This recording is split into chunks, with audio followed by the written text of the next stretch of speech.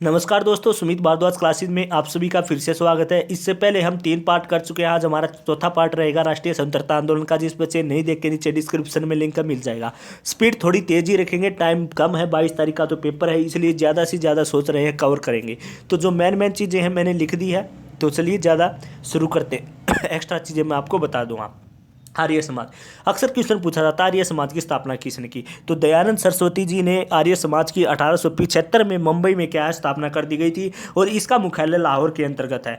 दयानंद सरस्वती के बारे में पढ़ते हैं। Most important question Dayanand Saraswati का आता है कि इसका वास्तविक नाम बताइए।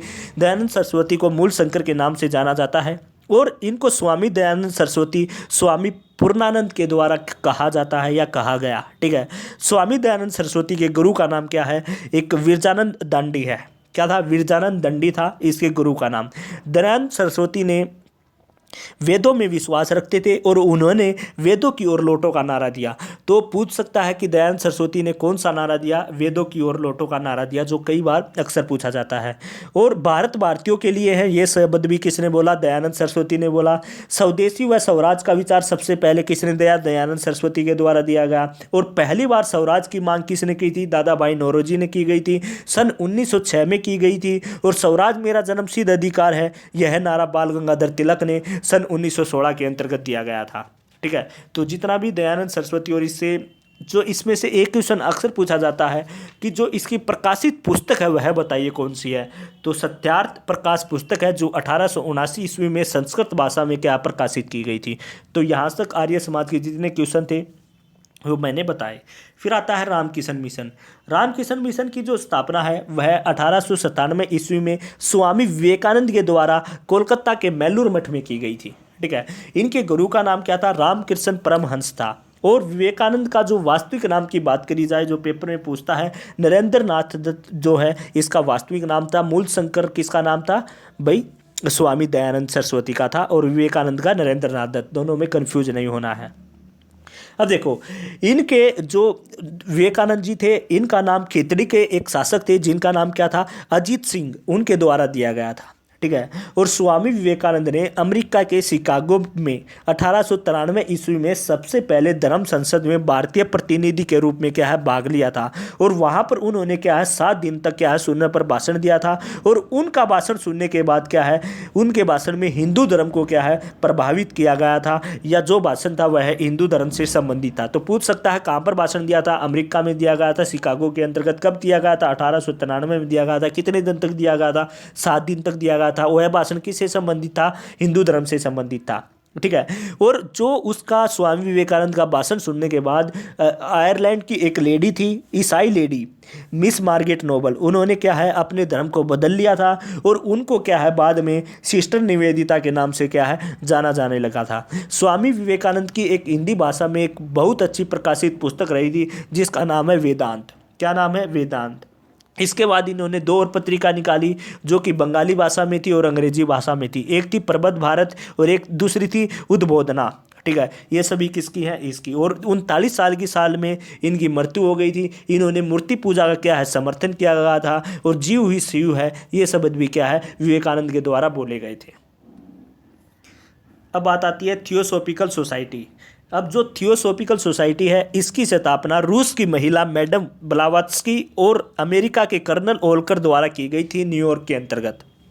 ठीक है, इसका उद्देश्य क्या था? थियोसॉफिकल सोसाइटी का उद्देश्य था कि जितने भी धर्म में बुराइयां हो रही हैं, अंधविश्वास हो रहा है, उसको हमने विरोध करना है और ख़त्म करना है। और जो भी हमारा आपसी मेलजोल है, मतलब कि एक प्रकार से भाईचारा बोल सकता हूँ, उसको हमने क्या है बढ़ावा देना है, ये इसका उद्देश्य था। इसका मुख्यालय चेन्नई के अंतर्गत था, 1882 में स्थापित किया गया था। और एनी बेसेंट के बारे में कुछ पढ़ते हैं। एनी बेसेंट 1893 में आयरलैंड से भारत आकर क्या है थियोसॉफिकल आंदोलन का क्या है नेतृत्व किया था। तो पूछ सकता है एनी बेसेंट ने कब थियोसॉफिकल सोसाइटी का क्या है नेतृत्व किया था? तो 1893 में किया गया था। कब किया गया था? 1893 में। कहाँ से आई थी वो? आयरलैंड से आई थी। ठीक है, फिर क्या हुआ? 1916 में एनी बेसेंट के द्वारा होम रूल भी शुरू किया गया। ठीक है, होम रूल आंदोलन का शुरू हुआ। होम रूल जो आंदोलन था उसका क्या था? उसका उद्देश्य क्या था? ब्रिटिश शासन के अधीन रहकर स्वशासन प्राप्त करना ही होम रूल से संबंधित था। ठीक है, तो यहाँ तक जितने भी मेन पॉइंट बनते हैं वो मैंने बता दिए। फिर बात आती है बाल गंगाधर तिलक। अब बाल गंगाधर तिलक के बारे में कुछ पढ़ते हैं। बाल गंगाधर तिलक को होम रूल आंदोलन के दौरान 1916 में लोकमान्य की उपाधि दी गई। तो पूछ सकता है कि कब लोकमान्य की उपाधि मिली, तो 1916 में मिली। उस समय क्या चल रहा था, होम रूल आंदोलन चल रहा था, ठीक है। फिर बात आते हैं, और बाद में जो होम रूल है एनी बेसेंट ने भी बाद में की गई थी, ठीक है। होम रूल की स्थापना उन्होंने अप्रैल 1916 में की गई, और एनी बेसेंट ने क्या है इसके बाद में की थी, जो हमने पीछे जिक्र किया था। और आगे पढ़ते हैं, जो तिलक थे बाल गंगाधर तिलक, इनका क्या हुआ, सन 1916 में कहा था कि स्वराज मेरा जन्मसिद्ध अधिकार है और हम इसको लेकर ही रहेंगे। ये किसके शब्द थे, बाल गंगाधर तिलक के। इन्होंने कब बोला था, ये लाहौर अधिवेशन का, लाहौर कांग्रेस अधिवेशन हुआ था उसके अंतर्गत बोला था। तो पूछ सकता है कि बाल गंगाधर तिलक ने कौन सा नारा दिया या क्या शब्द बोले, तो क्या बोले, स्वराज मेरा जन्म अधिकार है, उसको मैं क्या है लेकर रहूँगा। लखनऊ कांग्रेस अधिवेशन के अंतर्गत उसने ये शब्द बोले थे, ठीक है।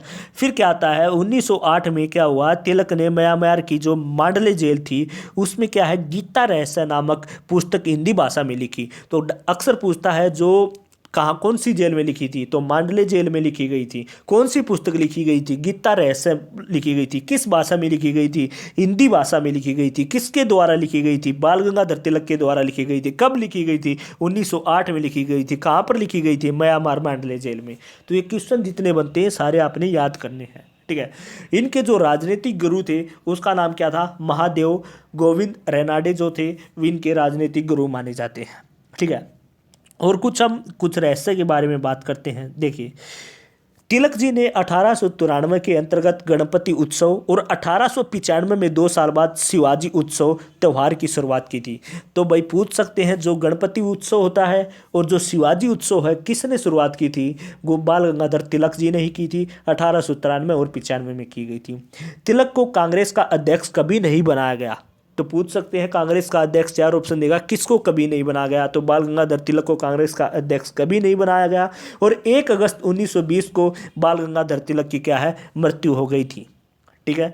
तो यहाँ तक जो भी क्वेश्चन बनते हैं ये मैंने आपको बताए, और यह है महाभारत का एक हिस्सा है जो मैंने बताया था गीता रहस्य के बारे में।